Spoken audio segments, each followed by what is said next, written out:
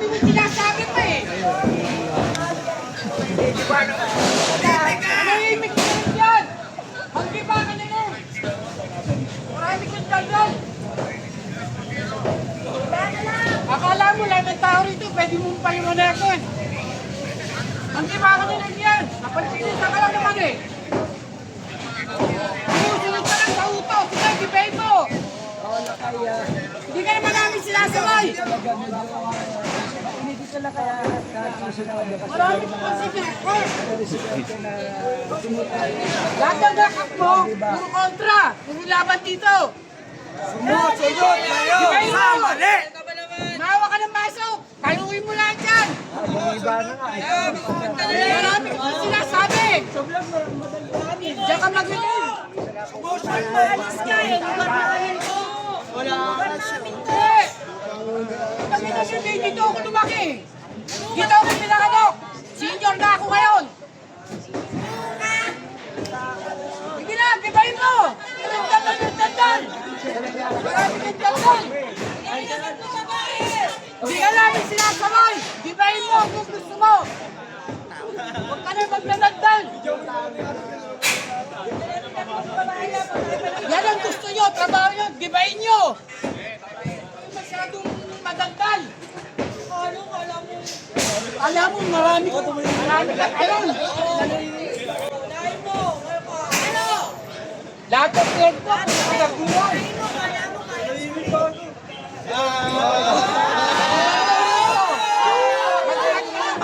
Magsalita ka na maayos.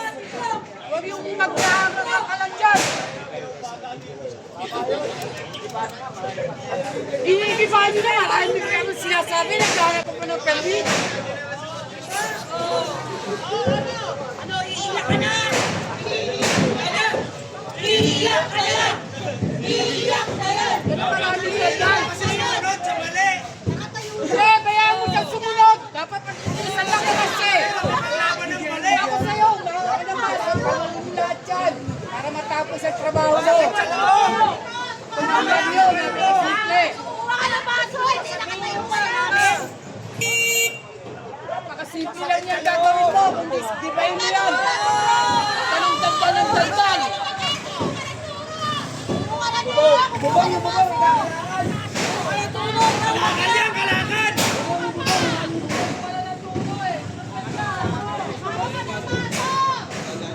Awa ka ng maso dyan, oh. Ang daming maso. Magigibayin mo yan. Ang daldal eh. Picturean nyo! Picturean nyo! Ito na po si Jackie Garcia! Nagpapatamis lang!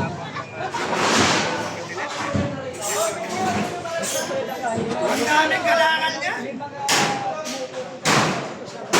Marami po kami! Matanda kami dyan sa mga 36 years na kong nakatayo yan. Bakit ngayon hindi, di ba? Bakit ngayon may obstruction silang sabi? Hindi, never kung dinaanan ng sasakyan ng lugar na yan. Dahil yan, right way po yan ng both side ng highway. Ito pong right na to, binigay po yan ng pinag-side daw kami ng barangay dyan. At daycare para sa mga pasilid. Bakit ngayon sinasabi obstruction? Pero ano po kayo dito? Isa pa, barangay? Hindi po. Residente po kami since birth. Nandito na kami lahat.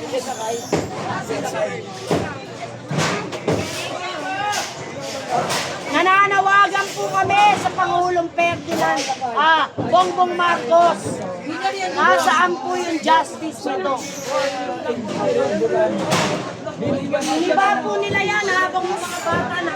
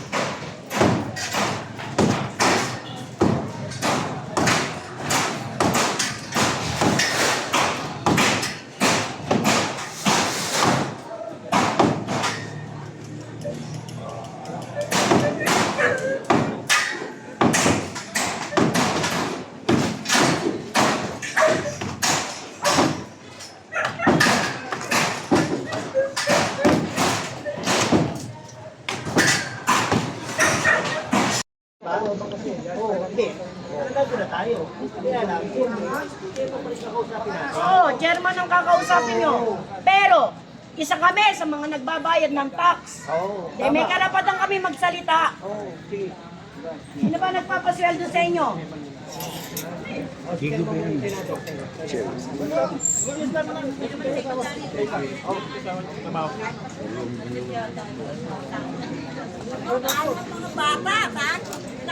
Paano sa ninyo? Na po, pasok doon sa Ang buhay yan. Bumanda na ako dito kaya pag-alak na rin. Nagtami ng tao. Nagtami ng tao.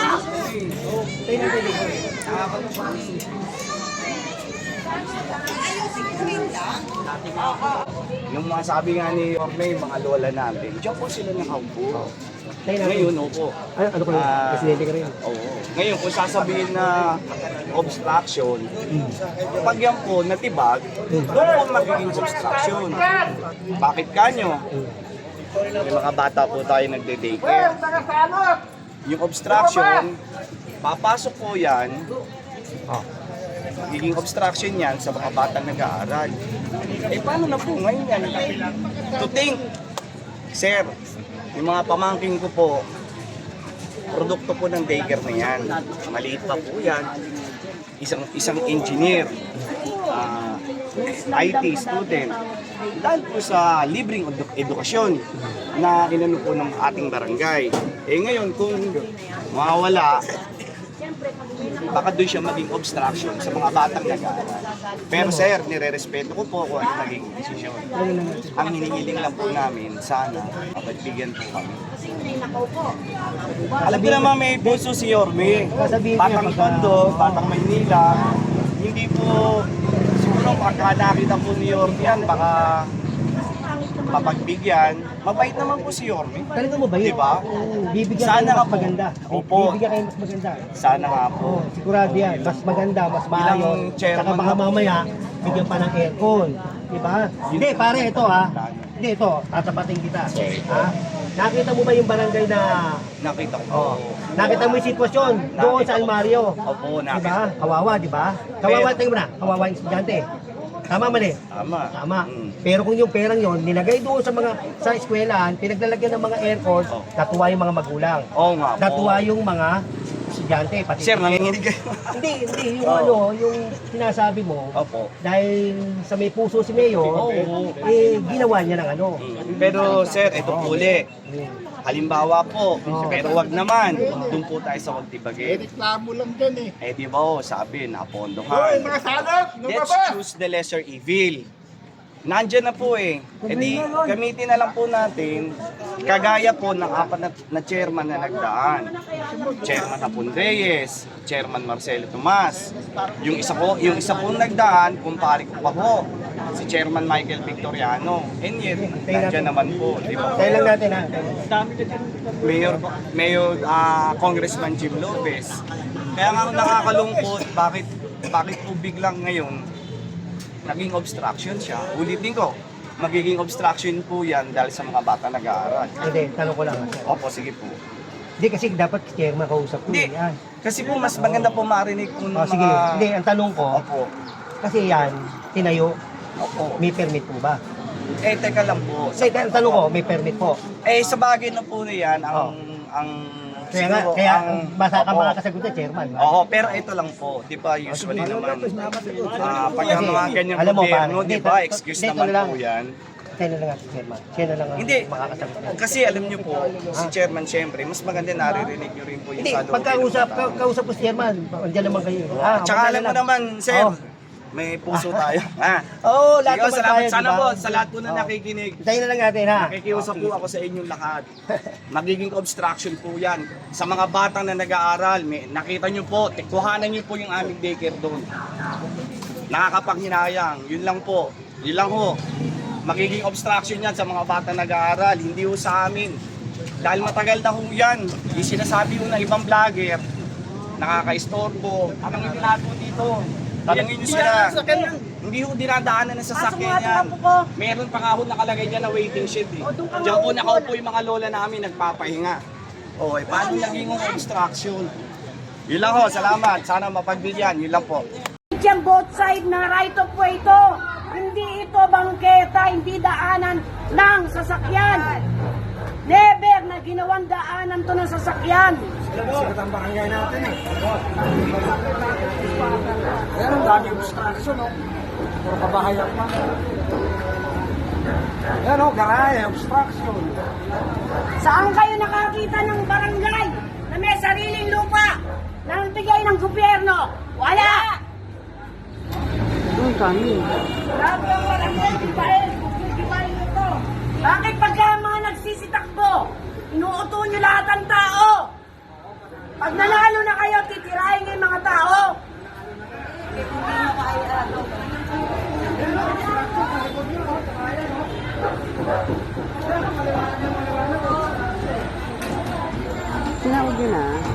Sa mga nasa City Hall, search nyo, private yan. Hindi yan pag-aari ng gobyerno. Manugit sa bibigyan ito. Hindi ito public.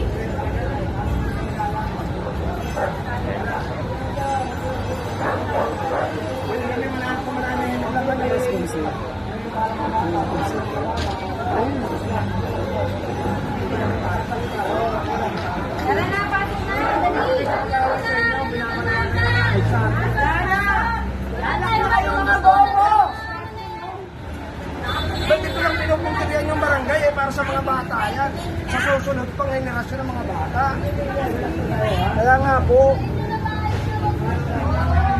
36 years na upo na siya dati. Tapos ngayon, gigibain. Manalo siya dito. bibigyan pa rin namin ang gusto nyo. Pwede namang mag-giba. Simulan nyo dun. Lahat ng obstruction, tirahin nyo. Tutulungan pa namin kayo. Nagkakit pa kami, napakabait. Bibigyan lang yan, masyado tayo Tumatay pa dito pa ako, hindi naman. masyado ka ng politiko.